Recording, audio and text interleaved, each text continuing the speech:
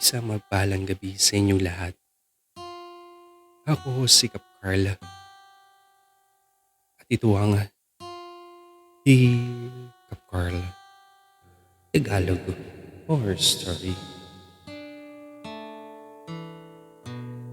Mga halakan, bago tayo magsimula sa ating kwento ngayong gabi, baka naman pwedeng pakipindot muna ng subscribe button at notification bell dyan sa ibaba para lagi kayong updated tuwing may bago tayong kwentong katatakutan.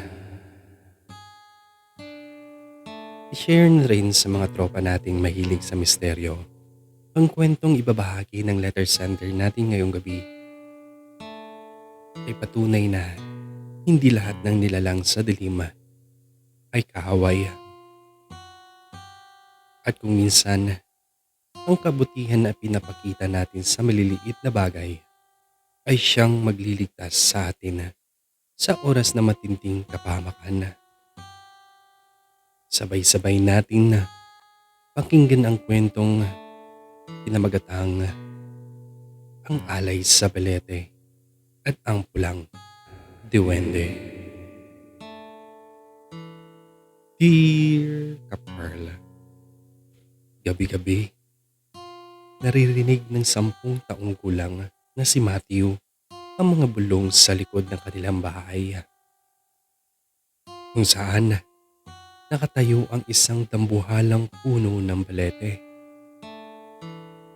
Nung una, akala ng kanyang ina na si Reyna ay guni-guni lang ito ng bata.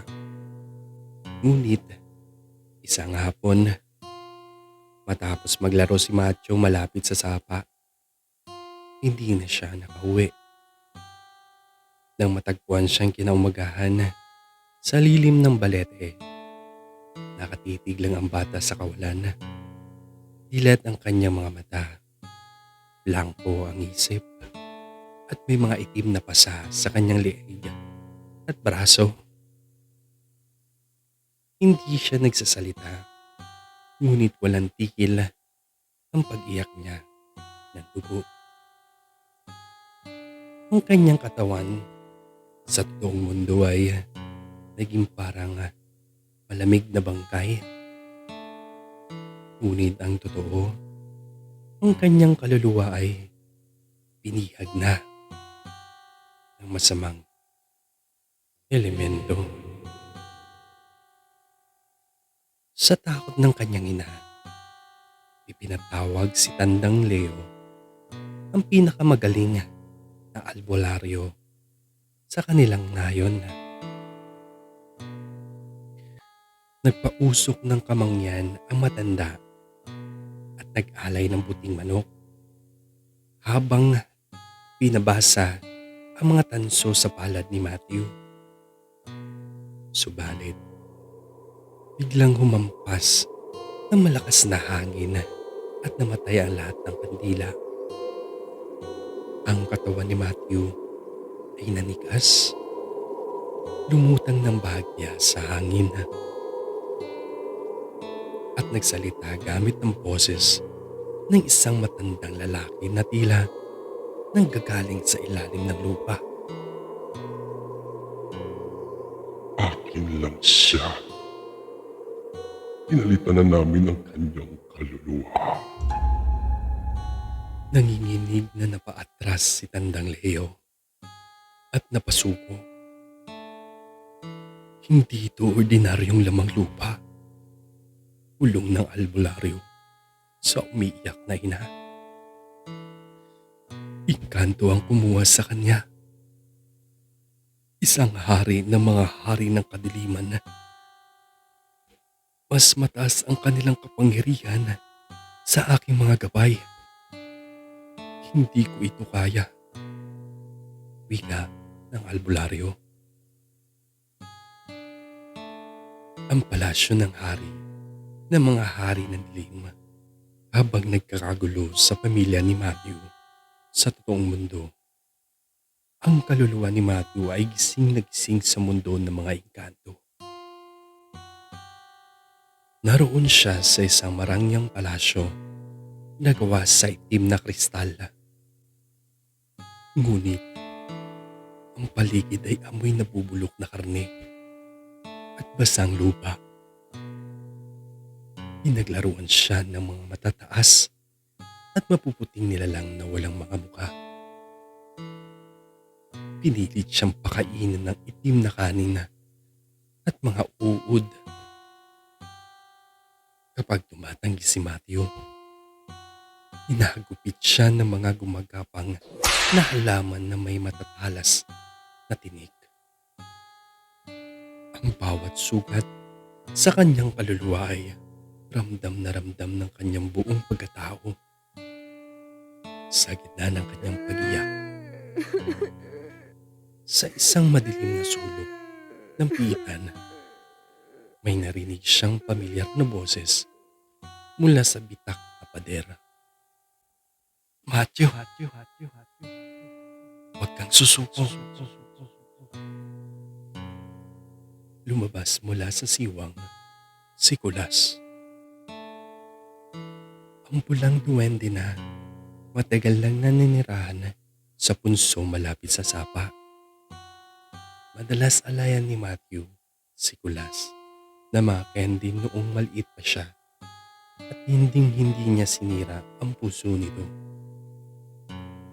Utang na loob ng duwende ang kanyang buhay sa kabutihan ng bata. Kulas, tulungan mo ako. Nasasaktan na ako. Pagmamakaawa ni Matthew. Matthew, masyadong malakas ang Panginoon ng Balete. Siya ang hari ng mga hari. Wika ni Kulas habang mabilis nang pinuputol ang mga gumagapang na halaman sa paa ni Matthew gamit ang isang maliit na gintong itak. Pero may isang pagkakataon lang tayo, Matthew. Kapag tumunog ang kampana ng simbahan sa totoong mundo, para sa madaling araw, mabubukas ang trangkahan ng Balete. Kailangan mo tumakbo. Kailangan mo pilitin na makalabas ka sa trangkahan. Wika ni Kulas. Nang sumapit ang 3:00 ng madaling araw, iyanig ng malakas na kulog ang palasyo ng Engkanto. Buksan ang isang pinto na liwanag sa dulo ng mahabang pasilyo, ang daang pabalik sa mundo ng mga tao. Ako, Matthew! Sigaw ni Kulas. Nilamon sila ng matinding takot nang marinig ang galit na ungol ng mga Engkanto sa kanilang likuran. Habang tumatakbo si Matthew patungo sa liwanag, naramdaman niya ang mga malamig at mahabang kamay na humahawak sa kanyang mga balikat. Sinubukang hilahin siya pabalik. Matthew, dito ka lang. Hulong ng isang boses na nakakatakot. Napakasakit ng bawat hakbang ni Matthew. Dahil ang sahig ay naging matatalas na bato na bumabaon sa kanyang mga paa. Isang malaking galamay ng Engkanto ang sumunggab sa kanyang binti. Dahilan upang madapa siya. Akala ni Matthew ay katapusan niya na. Pero hindi inayaan ni Kulas na magwagi ang dilim at naghagis ng isang takot na pulang lupa mula sa kanyang punso. Ang lupang iyon ay biglang nagliyab ng napakalakas na pulang apoy na nagsilbing pader na humarang sa dambuhalang Engkanto. Habang umuurong ang kalaban sa hapdi ng apoy, mabilis na sumabit si Kulas sa laylayan ng short ni Matthew. Bilisan mo na! Tumalon ka na! Sigaw ni Kulas. Isang malaking kamay na engkanto ang humabol at marahas na pinaliko ang kaliwang braso ni Matthew. Ngunit, gamit ang kanyang natitirang lakas, ibinalibag ni Matthew ang kanyang katawan kasama si Kulas patungo sa papasara ng liwanag. Nagising si Matthew sa kanyang higaan na sumisigaw at habol ang hininga. Ang kanyang ina ay napaiyak sa tuwa at agad siyang niyakap nito. Ligtas na si Matthew at gising ang kanyang totoong kaluluwa. Pagamat laking gulat ng albularyo na ang kaliwang braso ng bata, pilay na ito at may mga marka na maiitim na kuko. Nang kumalma ang lahat, ay lumabas ang kanyang ina upang magluto ng pagkain. May narinig si Matthew na mahinang ubo mula sa ilalim ng kanyang unan. Dahan-dahan niyang inaangat ito at doon niya nakita si Kulas. Pumikit-pikit ang maliliit nitong mata. Sunog ang ilang bahagi ng pulang damit at tila pagod na pagod mula sa labanan. Ngunit buhay na buhay. Masyadong mabilis ang takbo mo ah. Muntik na ako maiwan dun. Biro ng maliit na duwende habang dahan-dahan umupo sa dulo ng kama. Napaiyak sa tuwa si Matthew at maingat na pinaupo ang kaibigan sa kanyang palad. Dahil pinatag at winasak ng mga galit na engkanto ang punso ni Kulas sa tabi ng sapa bilang ganti. Nagpasya si Matthew na sa kanyang kwarto na patirahin ang duwende. Gumawa siya ng isang magandang bahay-bahayan sa ibabaw ng kanyang aparador gamit ang mga tuyong dahon, barya at mga tatamis na tsokolate na paboritong papakin ni Kulas. Mula noon, naging matalik at hindi na naghiwalay ang dalawa. Si Kulas ang naging mata at tenga ni Matthew na nagbabala sa kanya kung may masasamang espiritu na umaaligid. Si Matthew naman ang tagapagtanggol ni Kulas sa mundo ng mga tao.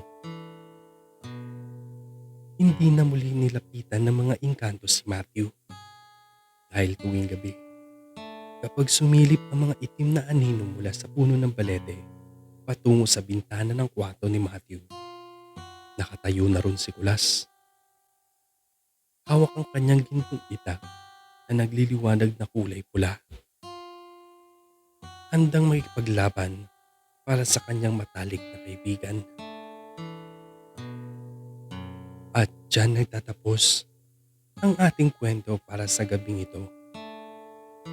Mga alakan, anong masasabi niyo sa kwento ni Matthew at Kulas? I-comment nyo na inyong opinion sa ibaba. Nakaranas na ba kayo o ang pamilya ninyong mapaglaruan ng elemento o lamang lupa? Kung may sarili kayong kwentong katatakutan, pwede nyo ako i-email sa capcarl09@gmail.com para maitampok natin sa mga sumusunod na episode. Muli, huwag kalimutan mag-like, mag-share, at mag-subscribe para patuloy na lumaki ang ating komunidad. Ako si Cap Carl. Mag-ingat kayo sa inyong pagtulog. At bago ninyo patayin ang ilaw, siguraduhin ninyong walang nakasilip sa bintana nyo.